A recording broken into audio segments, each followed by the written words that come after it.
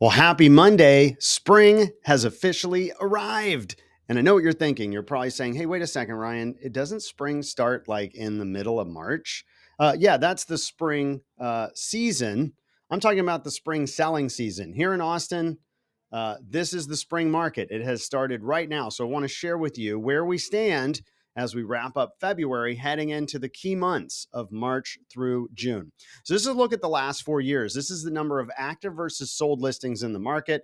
We're going all the way back to 2021, and you can see where we were. Green is the listings, blue is the sales. Man, they're pretty neck and neck, right? There's almost, as many buyers just chewing up everything in the inventory. And then rates went up, and bam, inventory shot up, and sales went down. Inventory up, sales down. And we've been doing that for the last 3 years. If you look at the camel humps of each year, we peak out on inventory in the middle of the year. So this is 2022. And then finally it came down at the end of the year. And then it went up again the next year. Look at 2024. Inventory took another spike up. And now we're starting this year. You can see the lows of 22, 23, and 24 have all started a little higher. So in other words, inventory is just continuing to build in the market. Sales have been fairly flat. Last year nationally was one of the lowest since 1995. In fact, I think it was the lowest since 1995 in home sales. This year, we're kind of neck and neck with last year so far. So I would say we're kind of going sideways in terms of active versus sold listings. Let's look at the price trend. So again, we're looking back at 2021, and you can see where we were at the beginning of that year. We were kind of at the, February was almost 400,000, but it was rocketing up out of the second half of 2020, which was going up. And then you had 2021 take off because we had no inventory in 2021, and we had very little inventory at the beginning of 2022. And finally, rates, bam, rates went from 3 to like 6.5 in about 3 months, 4 months. And bam, it just turned the market off, and you can see the price come down. Since then, we've had rates juggling between 6.5 to 7.5 for the most part. And it's really had to reprice the market. So as you see, it's starting to go sideways. It's still kind of trickling down.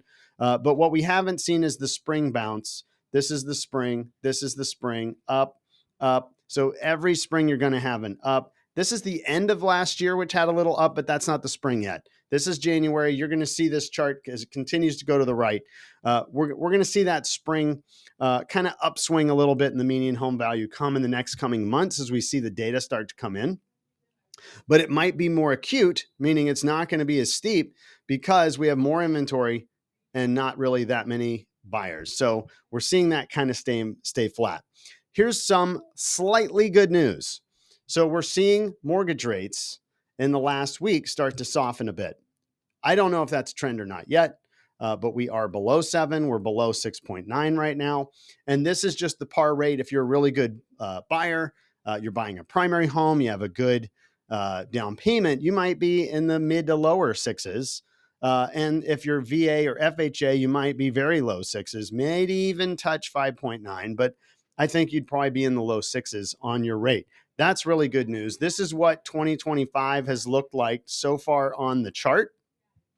So if you go back to the beginning of the year, this entire year so far in 2025, we've been at or above 7% until when? The last week. So we finally are starting to trickle below that 7% mark. That's what we want to see. Ideally, if that can become a trend, meaning we can stay below 7% as we head into these spring months, theoretically, that should bring more buyers out to the market. We'll see. We know the sellers are coming. We're trying to find out, are the buyers coming as well? All right, let's share some good news.